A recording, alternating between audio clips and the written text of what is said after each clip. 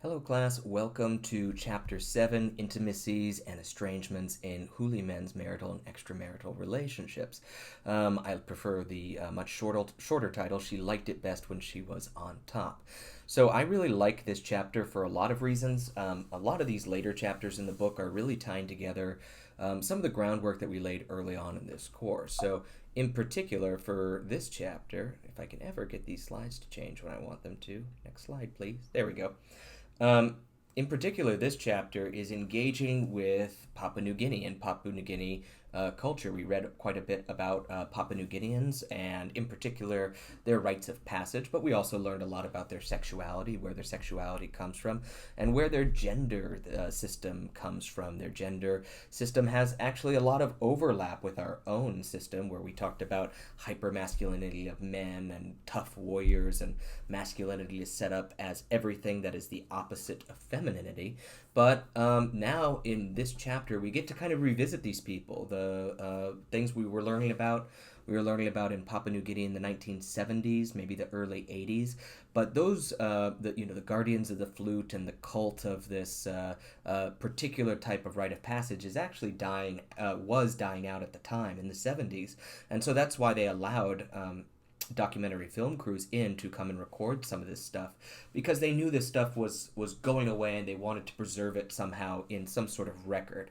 And so now we get to revisit them in this article in the 2000s, the late 1990s, early 2000s, and see how globalization is starting to affect not just their culture and gender, but what we're talking about towards the end of this class is we're talking about sexuality and the ways that the way that cultural change affects sexuality too. So first, I want to give you a moment just to give me your initial reactions to this reading. You don't have to answer every one of these questions. I'll put some of these questions in the interactive video, but just tell me, what was your initial reaction? What did you get out of this reading before I go on and tell you the kinds of things that I got out of this reading?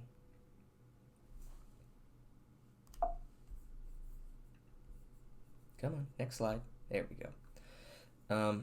Yeah, I'll get the hang of this slideshow here in a minute. So let me move my face. There we go.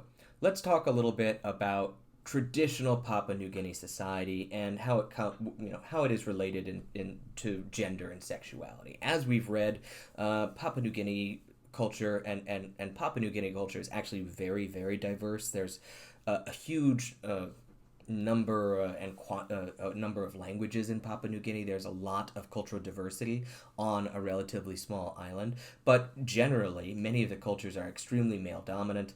There's a lot of gender avoidance where men and women literally live different lives. They sleep in different houses and they avoid each other. It is proximity, except in just rare circumstances when they're having sex, for example.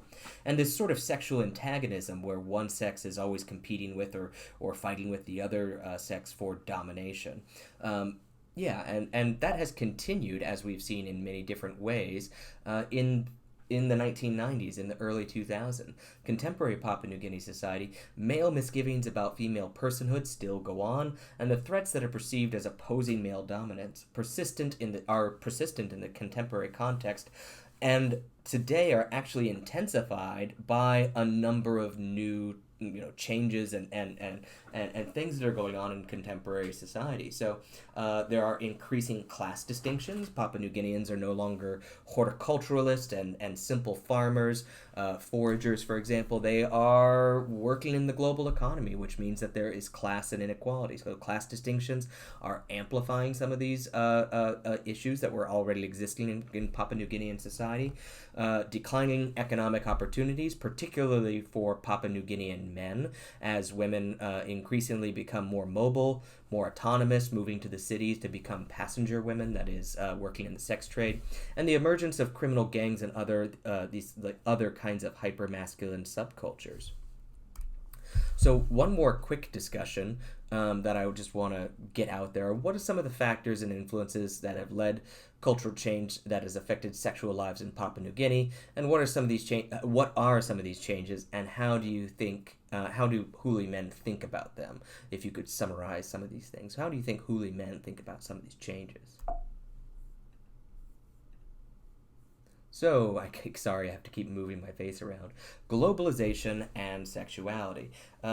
a lot of the changes that Huli men, in particular, that's the focus of this ethnography, a lot of the changes they have been facing are due to these two-pronged cultural influences. One of them is the Christian missionaries have a long history of going to Papua New Guinea and trying to convert Papua New Guineans that emphasize the sanctity of marriage, the importance of mutual respect between spouses, encouraging Papua New Guineans to live with their spouse within the same household and to have this sort of traditional type of marriage, but also globalization in popular media, none the least of which we've heard about in the form of commercials and advertising, which is from the United States, which is certainly reaching Papua New Guinea, Hollywood, things of that nature, but also Nigerian compact discs, which means sort of Nigerian pornography that is brought in on these compact discs.